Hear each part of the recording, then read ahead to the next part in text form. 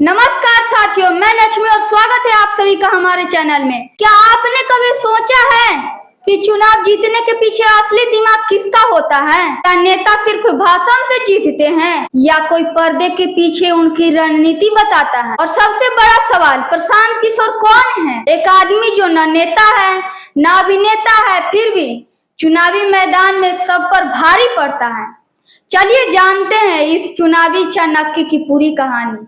क्या आपको पता है कि प्रशांत किशोर कभी पब्लिक फिगर बनना ही नहीं चाहते थे?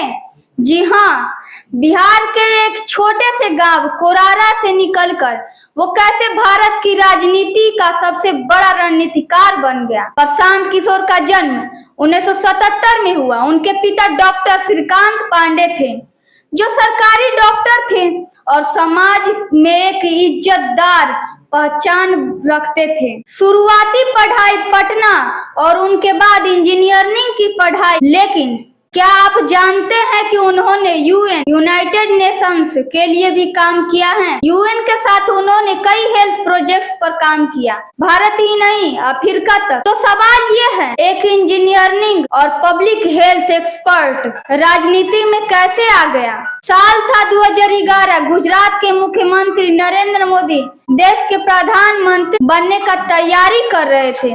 तभी प्रशांत किशोर ने citizens for accountable governance (CAG) का नाम की एक संस्था बनाई। और फिर क्या हुआ? 2014 के चुनाव में बीजेपी की बड़ी जीत के पीछे CAG और प्रशांत किशोर की रणनीति मानी गई। क्या आपको लगता है प्रशांत किशोर हमेशा बीजेपी के साथ रहे? नहीं।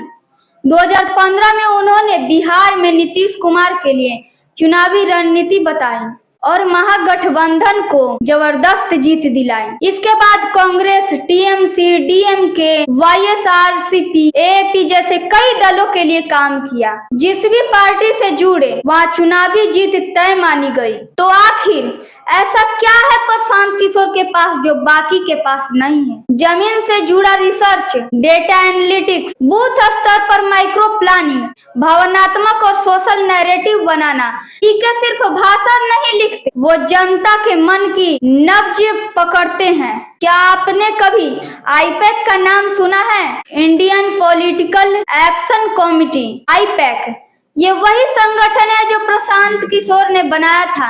IPAC नेताओं की छवि सुधारने से लेकर ग्राउंड वर्क तक सब कुछ करता है। सवाल ये भी है, इतना सब कुछ जानते हैं तो खुद चुनाव क्यों नहीं लड़ते? 2021 में उन्होंने जन सुराज अभियान शुरू किया, बिहार को एक मॉडल स्टेट बनाने की बात कही, लेकिन अब तक किसी पार्टी में शामिल नहीं हुए और न ही चुनाव लड़े हैं। क्या पीके की छवि एकदम साफ सुथरा है? कई बार उन पर पार्टियों से पैसा लेकर काम करने के आरोप लगे। कुछ ने कहा कि जहां जीत की संभावना हो वही काम करते हैं, पर प्रशांत किशोर ने हमेशा कहा, मैं एक प्रोफेशनल हूँ, राजनेता नहीं।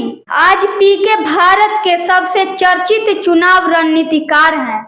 उनका हर कदम राजनीति में हलचल मचाता है। तो अब सवाल आपके लिए, तो क्या पीके को बिहार का नेता मानते हैं या सिर्फ एक रणनीतिकार? नीचे कमेंट करके बताइए। अगर आपको ये कहानी दिलचस्प लगी हो तो लाइक जरूर करें और ऐसे ही राजनेताओं के पीछे दिमाग की कहानियों के लिए सब्सक्राइब करना ना भूलें। मिलते हैं अगले वीडियो में, तब तक के लिए जय हिंद।